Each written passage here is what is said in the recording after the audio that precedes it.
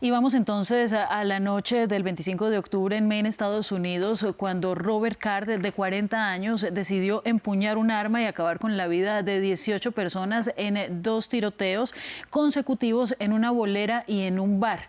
Tras ello se fugó y fue encontrado días después sin vida. Dejó a las víctimas en un luto colectivo que una vez más no encontrará una respuesta proporcional de justicia, tal y como ha sido en la larga lista de tiroteos masivos de ese país. En esta ocasión queremos concentrarnos, como lo hemos hecho en nuestra crónica de salud, en Card y cuyos padecimientos de salud mental no son exclusivos. Nos acompaña entonces Camilo Acuña, él es psicólogo, especialista en evaluación clínica y tratamiento. Bienvenido, Camilo, gracias por estar con nosotros. Hola, buenos días, ¿cómo están? Gracias por la invitación el día de hoy.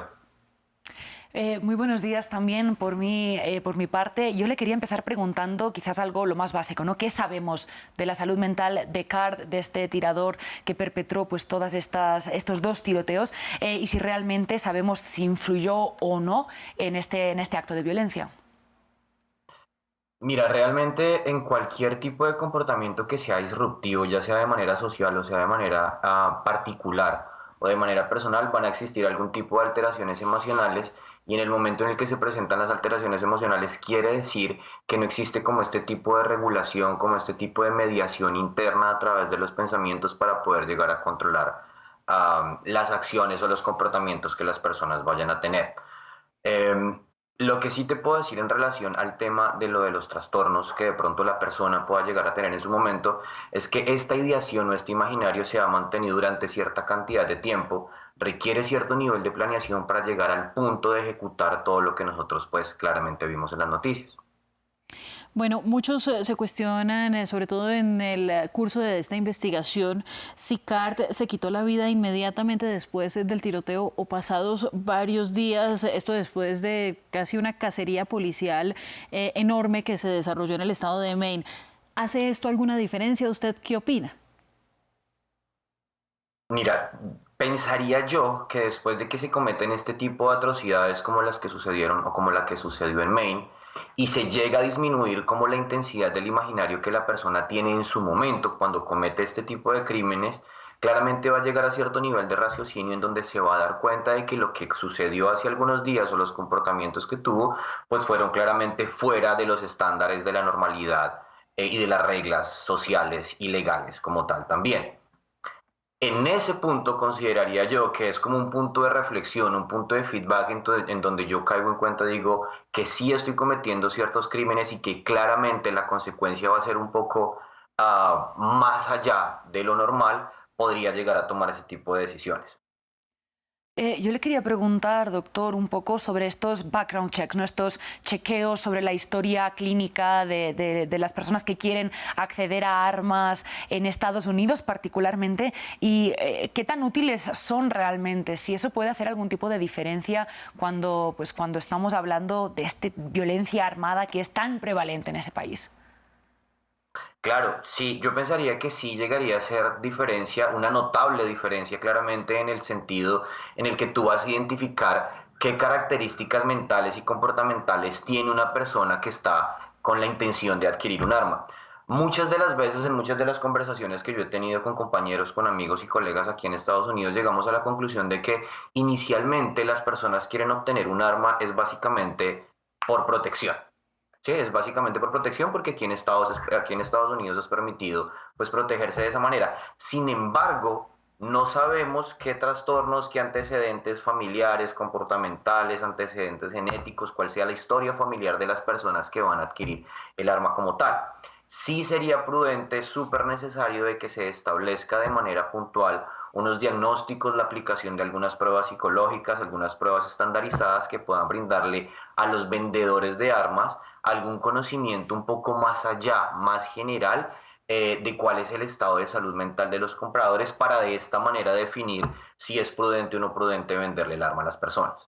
Muy bien, ¿bajo qué condiciones de estrés o de enfermedad tendría que estar una persona para tomar una decisión tan violenta? En este caso fue la decisión de empuñar un arma. ¿Qué son esos signos que deberíamos buscar que nos muestran que se está desarrollando una situación extrema y que se le está saliendo de control a la persona?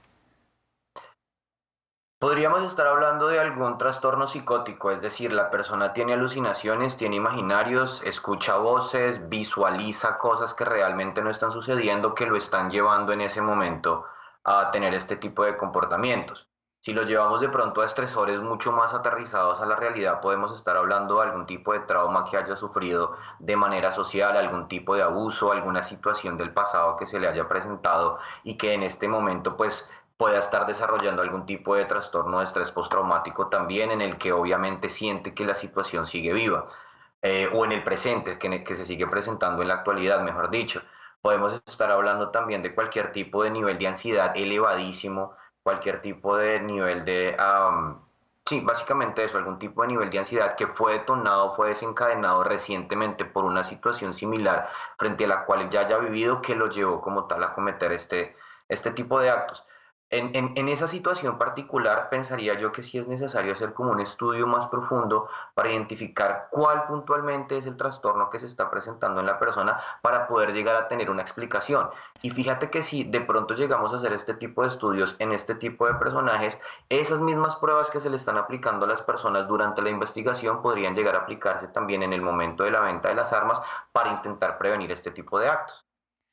Doctor, sin embargo, la mayoría de las cifras que tenemos apoyan que, de hecho, las personas con problemas de salud mental son mucho más probable que sean víctimas que no perpetradoras de violencia, y también, como lo estábamos comentando antes, apoyan que solo, por ejemplo, el 5% de las personas que fueron a comprar un arma tenían en Estados Unidos y que luego perpetraron algún crimen, ¿no?, tenían algún hecho en su historial clínico o alguna cosa en estos background checks que pudiera hacer que se desestimara su petición de comprar un arma. ¿No puede ser más casi estigmatizante seguir relacionando este tipo de actos con problemas de salud mental y estar como desviando el foco quizás de otros problemas que están detrás de esto? Estoy completamente de acuerdo contigo. Y en cuanto a la aplicación de pruebas o la aplicación de entrevistas conductuales que se pueden llegar a realizar también, esos son simplemente herramientas. Y el hecho de que estemos utilizando una herramienta no quiere decir que las personas que saben manejar o que saben pasar este tipo de pruebas o que tengan un buen resultado en las pruebas no vayan a cometer el crimen tampoco. Es como lanzar la moneda al aire realmente. Muchas personas lo están comprando las armas simplemente porque quieren protección, porque algunos se dedican a la caza por X o por Y razón. Sin embargo, hay otras personas que sí, claramente dentro de su raciocinio y dentro de la parte consciente que pueden llegar a tener sin demostrar algún tipo de trastorno mental, pues van a cometer este tipo de acciones. Pues Camilo, muchas gracias porque nos ayuda a ponerle más perspectiva a este asunto que además se ha vuelto muy común en las salas de redacción por la cantidad de tiroteos y de violencia armada que existe en Estados Unidos.